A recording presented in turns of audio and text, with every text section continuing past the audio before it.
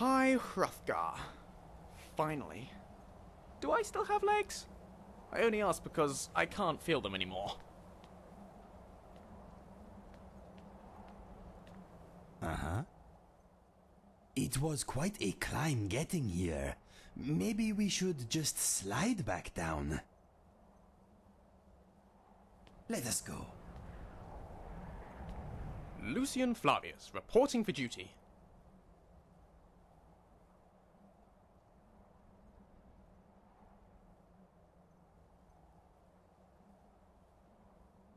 Ah, you're convinced that that's what you are, then?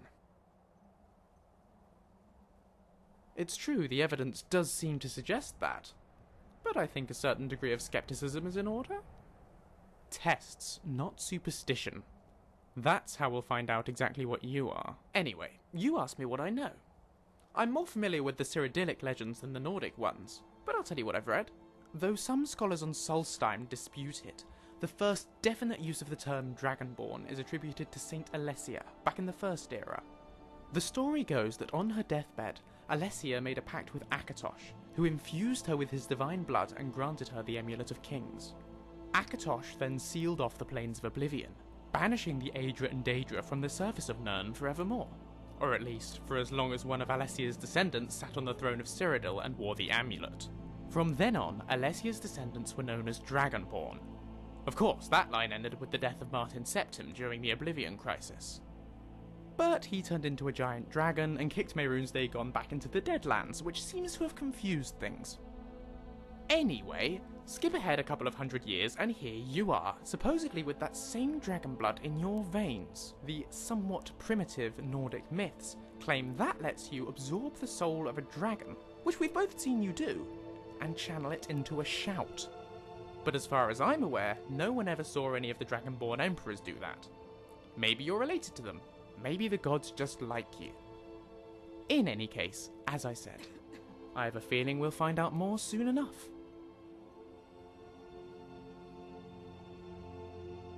Excellent! I've been looking forward to this! What shall we work on this time?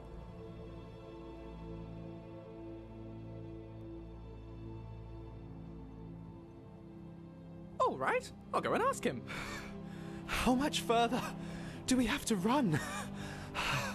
Another mile should do it, I think. Only one more! Oh, thank goodness. We will be done with the warm-up and can start the workout. Feels good, doesn't it? Oh, gods!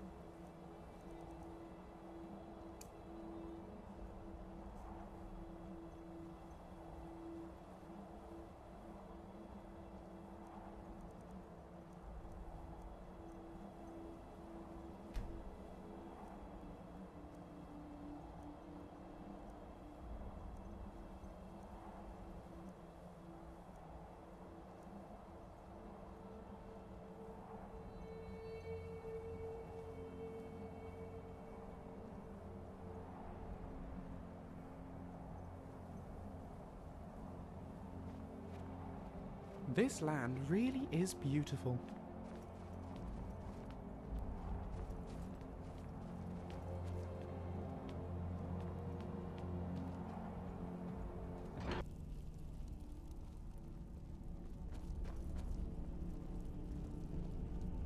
So, a Dragonborn appears at this moment in the turning of the age.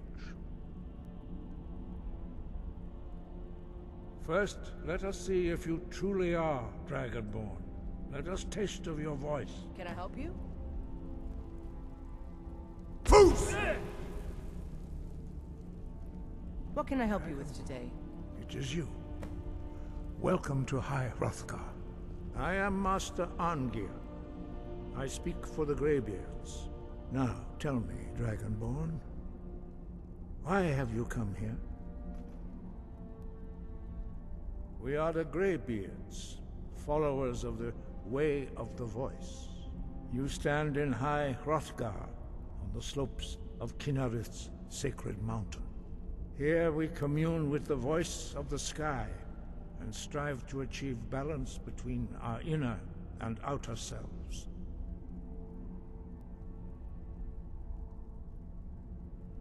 We are here to guide you in that pursuit, just as the Greybeards have sought to guide those of the dragon blood that came before you. You are not the first. There have been many of the dragon blood since Akatosh first bestowed that gift upon mortal kind. Whether you are the only dragonborn of this age, that is not ours to know. You are the only one that has been revealed thus far. That is all I can say. You have shown that you are dragonborn. You have the inborn gift. But do you have the discipline and temperament to follow the path laid out for you? That remains to be seen. Without training, you have already taken the first steps towards projecting your voice into a thum, a shout. Now let us see if you are willing and able to learn. When you shout, you speak in the language of dragons. Thus, your dragon blood gives you an inborn ability to learn words of power. All shouts are made up of 3 words of power. As you master each word, your shout will become progressively stronger. Master Einarth will now teach you Ro, the second word in Unrelenting Force. Ro means balance in the dragon tongue. Combine it with Fus, force, to focus your thumb more sharply. Ro!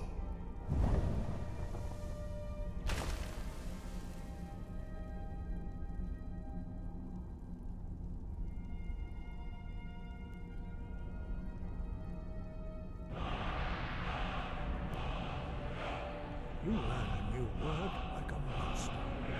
You truly do have the gift. But learning a word of power is only the first step. You must unlock its meaning through constant practice in order to use it in a shout. Well, that is how the rest of us learn shouts. As Dragonborn, you can absorb a slain dragon's life force and knowledge directly. As part of your initiation, Master Einarth will allow you to tap into his understanding of Ro.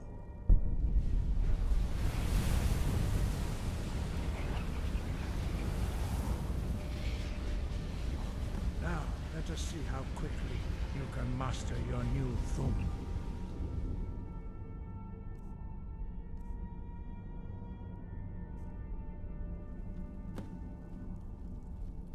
Use your unrelenting force shout to strike the targets as they appear.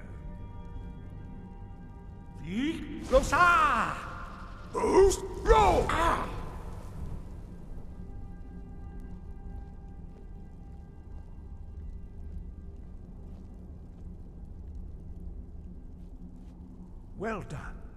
Again.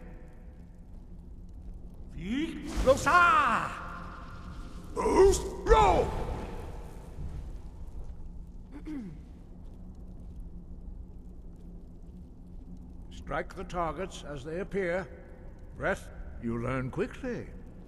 Once more.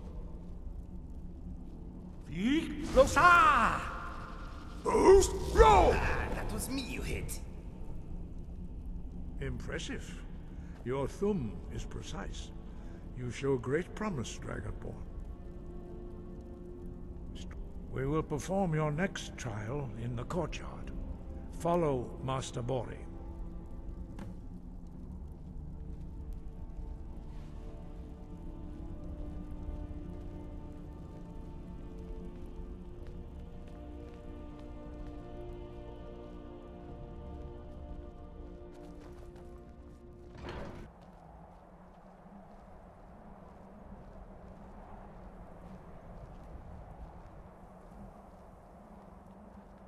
Lucien, Yes, Inigo?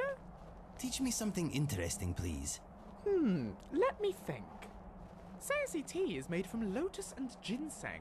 It's delicious. I see and known that you to have enhance already both the begun drink to learn stamina the whirlwind and sprint magicka. shout. Whoa, Master really? Borri will You teach do not you say. Na, Wow. Fury, the Thank second you. word. My of mind is whirlwind grateful. sprint. It's my No. pleasure, Inigo.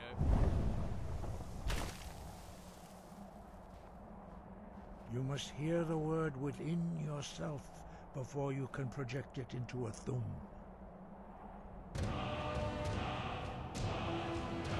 Approach Master Borri and he will gift you his knowledge of wool.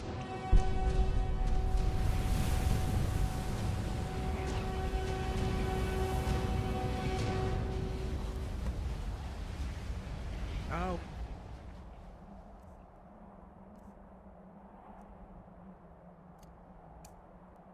we'll see how quickly you can master a new word. Master Wulfgar will demonstrate whirlwind sprint. Then it will be your turn. Master Borri? X! Wolf! Now it's your turn. Stand next to me.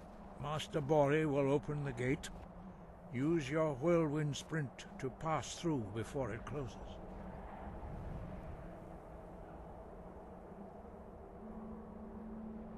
X! Woo!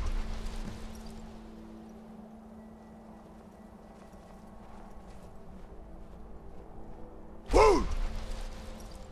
Your quick mastery of a new thum is astonishing. I'd heard the stories of the abilities of Dragonborn, but to see it for myself...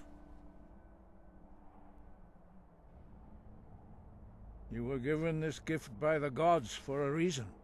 It is up to you to determine how best to use it. You are now ready for your last trial.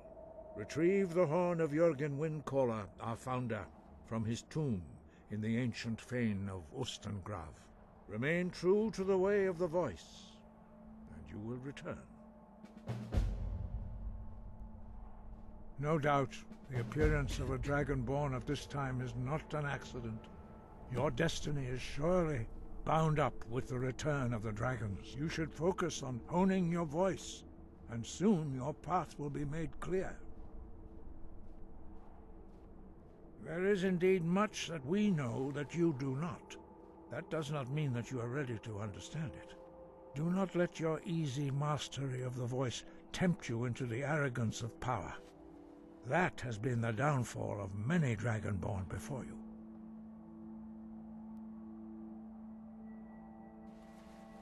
Dragons have the inborn ability to learn and project their voice.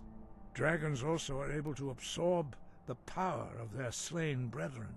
A few mortals are born with similar abilities. Whether a gift or a curse has been a matter of debate down through the centuries. What you have already learned in a few days took even the most gifted of us years to achieve. Some believe that Dragonborn are sent into the world by the gods at times of great need. We will speak more of that later, when you are ready. Dragons have always been able to shout. Language is intrinsic to their very being. There is no difference in the dragon tongue between debating and fighting. Shouting comes as naturally to a dragon as breathing or speaking. In mythic times, when mortal kind was in great need, the goddess Kinnereth granted us the ability to speak as dragons do. For most people, long years of training are required to learn even the simplest shout. But for you, the dragon speech is in your blood, and you learn it almost without effort. We study the way of the voice, according to the teachings of our founder, Jürgen Windcaller. Very few are permitted to study with us here at High Hrothgar.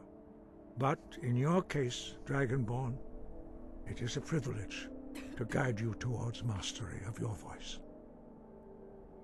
He was a great war leader of the ancient Nords, a master of the voice, or tongue. After the disaster at Red Mountain, where the Nord army was annihilated, he spent many years pondering the meaning of that terrible defeat. He finally came to realize that the gods had punished the Nords for their arrogant and blasphemous misuse of the voice. He was the first to understand that the voice should be used solely for the glory and worship of the gods, not the glory of men. Jurgen Windcaller's mastery of the voice eventually overcame all opposition, and the way of the voice was born. The voice was a gift of the goddess Kinnereth at the dawn of time. She gave mortals the ability to speak as dragons do. Although this gift has often been misused, the only true use of the voice is for the worship and glory of the gods. True mastery of the voice can only be achieved when your inner spirit is in harmony with your outward actions. In the contemplation of the sky, Kinnereth's domain, and the practice of the voice, we strive to achieve this balance. That is commendable. But remember, the dragon blood is itself a gift of Akatosh. Do not try to deny that gift. Your destiny requires you to use your voice. Why else would Akatosh have bestowed this power upon you? If you remember to use your voice in service to the purpose of Akatosh, you will remain true to the way. 5. Our leader, Partanax, lives alone on the peak of the throat of the world. When your voice can open the path, you will know you are ready to speak to him. As I said, you will know you are ready when your voice can open the path to him.